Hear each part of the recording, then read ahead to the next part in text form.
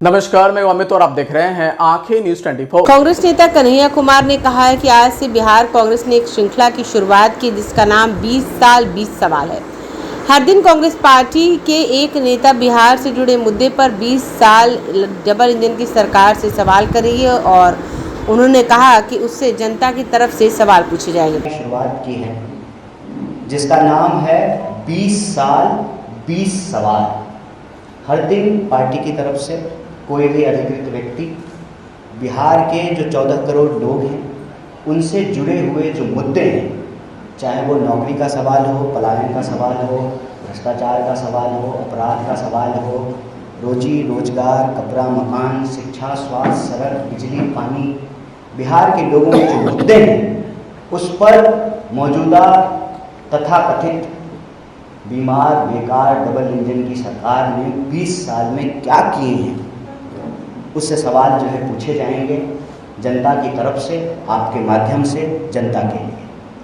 आज का जो मूल विषय है, जो पहला सवाल है, उस पे हम पूरे सबूत के साथ आपके माध्यम से सरकार को भी और बिहार के करोड़ों लोगों को यह बताना चाहते हैं कि जो सरकार वोट चोरी से बनेगी वो सरकार जमीन चोर है, वो सरकार मुनाफाखोर है, वो सरकार बचत चोर है, वो सरकार बिहार के धन संसाधन को प्रधानमंत्री जी के दोस्त की तिजोरी में पहुंचाने की कवायद में लगी हुई है।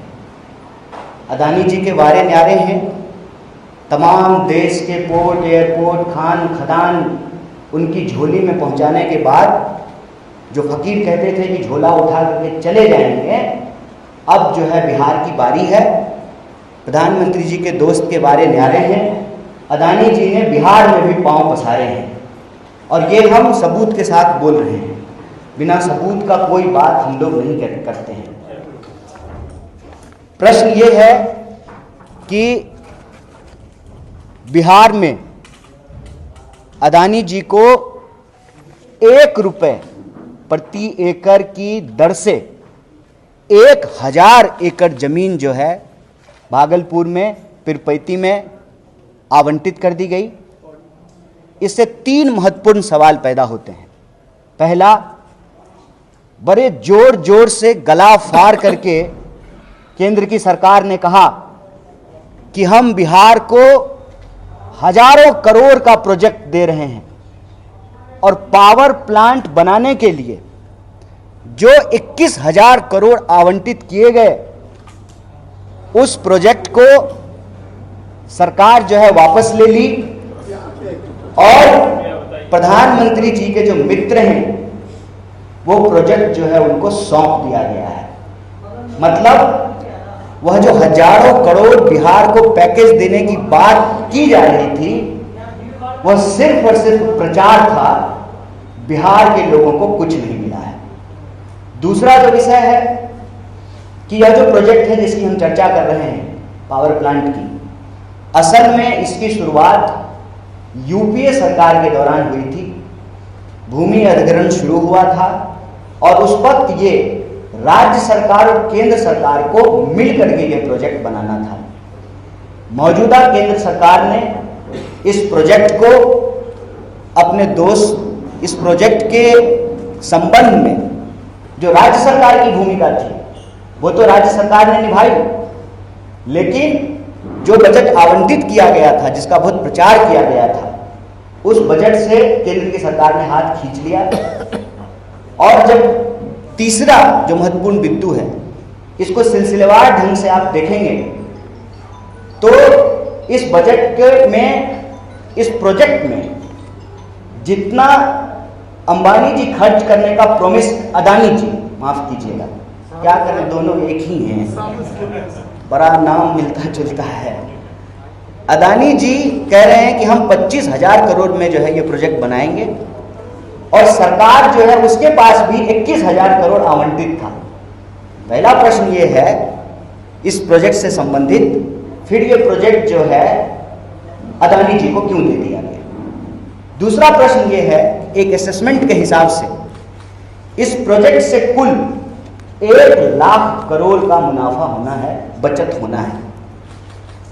1 लाख करोड़ का। ये 1 लाख करोड़ अब बिहार के लोगों की झोली में नहीं पहुंचेगा। ये 1 लाख करोड़ जो है प्रधानमंत्री जी के दोस्त के तिजोरी में पहुंचेगा। तीसरा बिंदु जो है कि फिक्स रेट पर यही अदानी जी दूसरे राज्यों में 3 रुपए प्रति यूनिट, 3.5 रुपए प्रति यूनिट में जो है ठेका ले रहे हैं। पावर प्रोजेक्ट इनको मिल रहा है। बिहार में अभी अभी इनको 6 रुपए प्रति यूनिट से जो है उससे भी ज्यादा ये ठेका इनको मिला है। अगर ये 5 रुपए प्रति यूनिट से भी मिलता तो लगभग बिहार को 56,000 करोड़ रुपए की बचत होती है। 56,000 करोड़। सवाल यह है कि मनमाने रेट पे, प्रति यूनिट मनमाने रेट पे यह प्रोजेक्ट अदानी जी को क्यों दिया गया है? तो 3 विषय हमारे सामने। पहला, 1 रुपए प्रति एकड़ के हिसाब से 1000 एकड़ जमीन अदानी को क्यों दी गई? दूसरा, जो इस प्रोजेक्ट से 1 लाख करोड़ का मुनाफा होना था वो बिहार के लोगों की जेब में पहुंचने की बजाय प्रधानमंत्री जी के दोस्त के तिजोरी में क्यों पहुंच रहा है?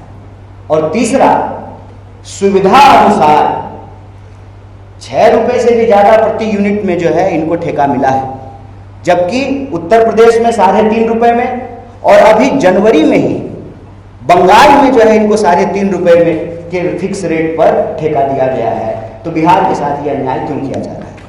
और जब आप तीनों विषय को जोड़ करके देखेंगे तो आपको स्पष्ट हो जाएगा कि यह सरकार न सिर्फ वोट चोर है, जमीन चोर है, बचत चोर है, मुनाफाखोर है और बिहार का हजारों करोड़ रुपया चुरा करके जिनसे चंदा लेते हैं, तुम मुझे चंदा दो मैं तुम्हें धंधा दूंगा, उस सिद्धांत पे जो है बिहार के संसाधनों की चोरी कर रहे हैं।